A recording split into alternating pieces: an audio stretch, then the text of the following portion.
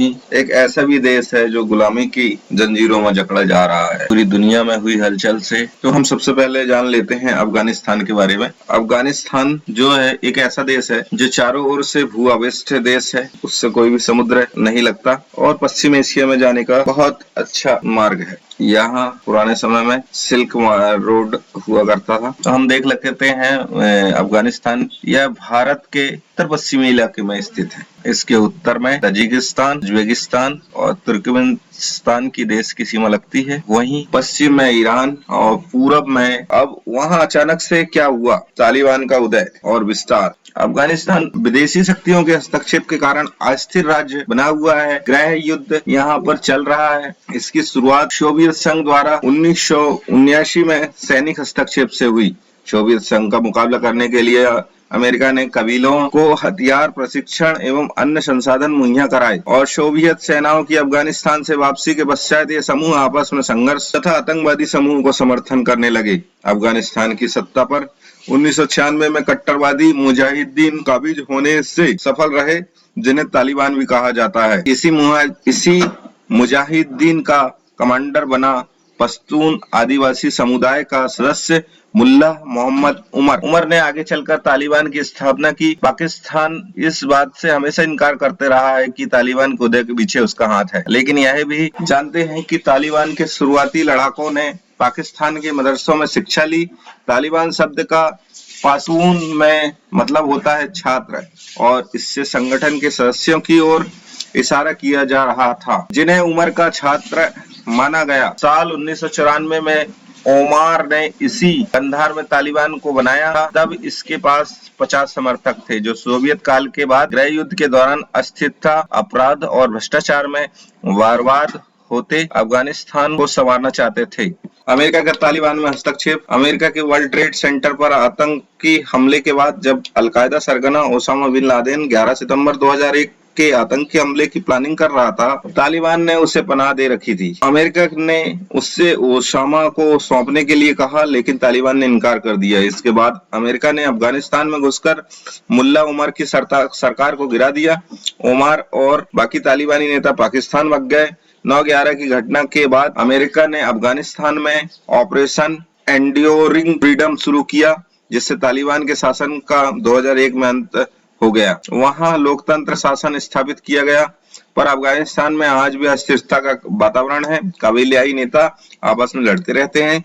कट्टरपंथियों की पकड़ इन समूहों में जबरदस्त है। अफगानिस्तान में तालिबान का फिर से शासन। जहां भारत 15 अगस्त को स्वतंत्रता दिवस की 75वीं वर्षगांठ मना रहा था, वहीं अफगानिस्तान की राजधानी काबुल में तालिबान के लड़ाके कब्जे के साथ ही अफगानिस्तान की सत्ता में पूर्ण नियंत्रण हुआ। अफगानिस्तान के राष्ट्रपति अशरफ गनी और उनके प्रमुख प्रशासक और बड़े नेता देश छोड़कर कहीं चले गए। वहीं 20 साल के बर्बर शासन को याद कर सेव अफगानिस्तान का नारा दिया। तालिबान पिछले 3 महीने से कंधार, हेरात, कुडज, जलालाबाद सहित बड़े राज्यों को जीत चुका था। अब तालिबान के शासन का उद्देश्य क्या था? तो तालिबान ने पाकिस्तान, अफगानिस्तान के पश्तून इलाकों में वायदा किया था कि अगर वे एक बार सत्ता आते हैं तो सुरक्षा और शांति कायम रखेंगे। वे इस्लाम के साधारण शरिया कानून को लागू करेंगे। हालांकि कुछ ही समय में तालिबान लोगों के लिए सिरदर्द साबित हुआ। शरिया कानूनों के तहत महिलाओं पर कई तरह की कड़ी पाबंदियां लगा दी गई। सजा देने के विभत्स तरीकों के कारण अफगानी समाज में इनका बहुत विरोध हुआ। तालिबान ने शरिया कानून के मुताबिक अफगानी पुरुषों के लिए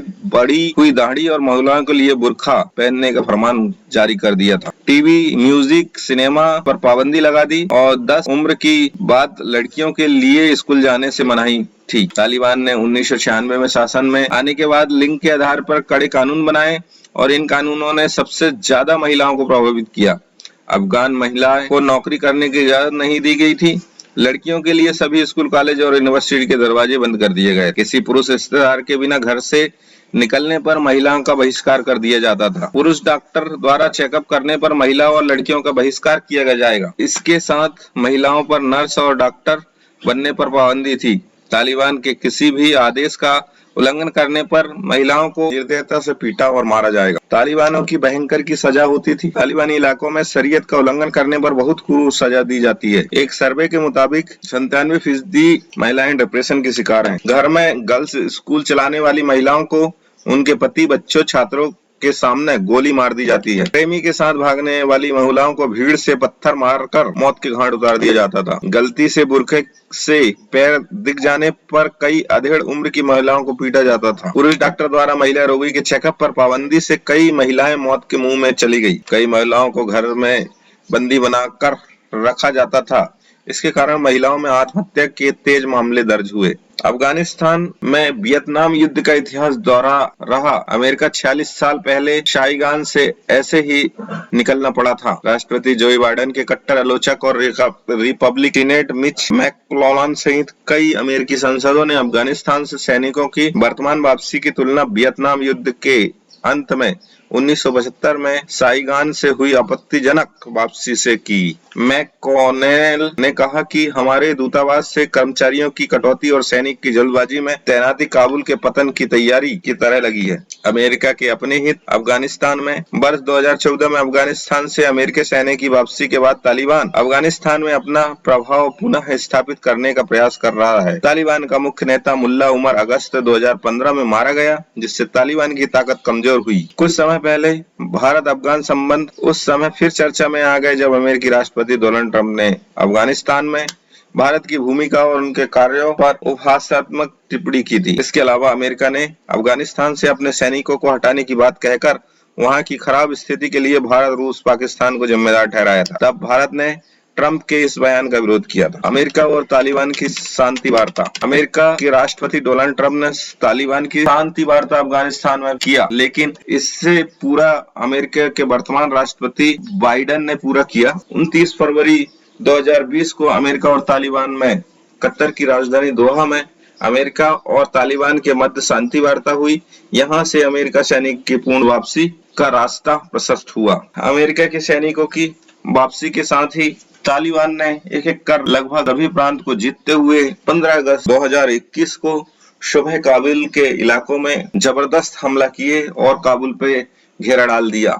इसको देखते हुए वहां के राष्ट्रपति अशरफ गनी देश छोड़कर भाग गए और इसी के साथ ही एक बार फिर अफगानिस्तान में तालिबान का शासन प्रारंभ हुआ और इसी दौर पे तालिबान ने अंतरिम सरकार बनाने की घोषणा की। अब पूरे अफगानिस्तान पर एक बार फिर तालिबान का राज है और यहाँ नई अंतरिम सरकार का गठन होना है, जिसके प्रमुख के रूप में अली अहमद जलाली का नाम सबसे आगे चल रहा है। और आखिर कौन है ये अली अहमद जलाली और उनका प्रोफाइल क्या है? अमेरिका और बाकी देश अपने नागरिकों को वहां से जल्द निकालने का प्रयास कर रहा है। यही भारत भी अपने C-17 ग्लोबल मास्टर को अफगानिस्तान में पहुंचाकर भारतीयों को वापसी लाने का तैयारी कर रहा है। तालिबान के शासन से भारत पर क्या प्रभाव पड़ेगा? दरअसल अफगानिस्तान दक्षिण एशिया में भारत का अहम साथी है।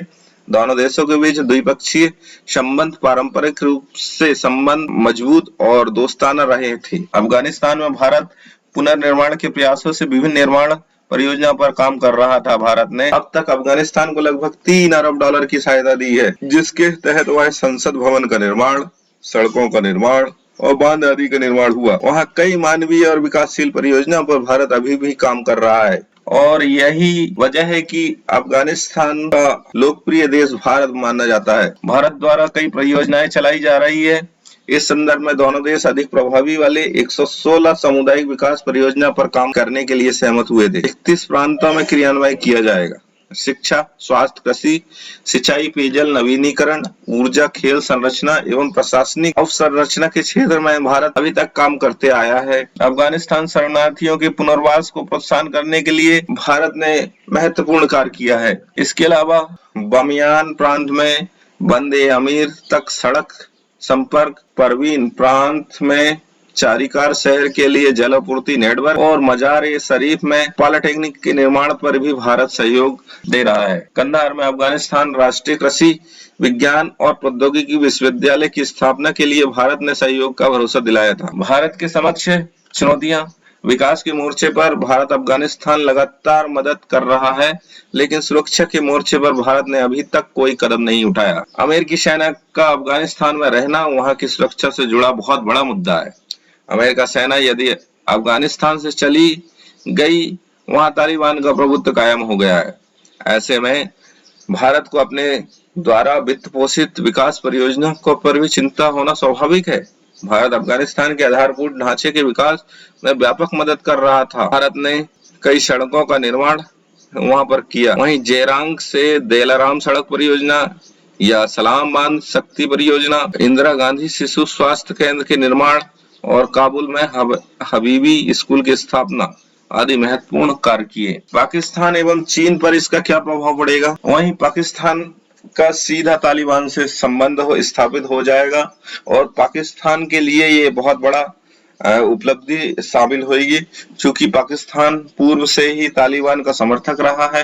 भले ही वो विश्व मंच पे उसका विरोध करते रहा हो, लेकिन अंदर से ही हथियार और अन्य संसाधन तालिबान को अभी तक मुहैया कराते रहा है। उसके परिप्रेक्ष्य में पाकिस्तान को अभी अफगानिस्तान से संपदा व खनिज निकालने में आसानी होगी। अफगानिस्तान पूर्ण रूप से बर्बाद हो गया है, उसे आर्थिक सहायता की जरूरत होगी, इसलिए पाकिस्तान उसका सबसे पड़ोसी मित्र रहेगा। इससे चीन को भी एक बहुत बड़ा फायदा होगा, क्योंकि चीन के इशारे पर पाकिस्तान काम करता है और पाकिस्तान के इशारे पर तालिबान काम करेगा। इसके साथ ही चीन में एक समस्या उत्पन्न होने की संभावना है। जैसे ही अफगानिस्तान में कट्टरपंथी मुसलमानों की सरकार बनती है, वैसे ही चीन के पश्चिमी इलाके में मुस्लिम विद्रोह होने की संभावना है। यह अमेरिका पर भी इसका बहुत बड़ा प्रभाव पड़ेगा। जहां महाशक्तियां जो है आपस में शिफ्ट हो रही हैं, वहीं अमेरिका की ताकत धीरे धीरे कम हो रही है, अमेरिका का प्रभुत्व कम हो रहा है। यह सबसे बड़ी भयानक हार के रूप में देखा जाएगा और अमेरिका को इस काले दिवस के रूप में याद करना पड़ेगा। अमेरिका की छवि बहुत खराब होगी, क्योंकि अमेरिका ने अफगानिस्तान में एक क्रूर शासन को स्थापित करने में अपनी भूमिका निभाई है।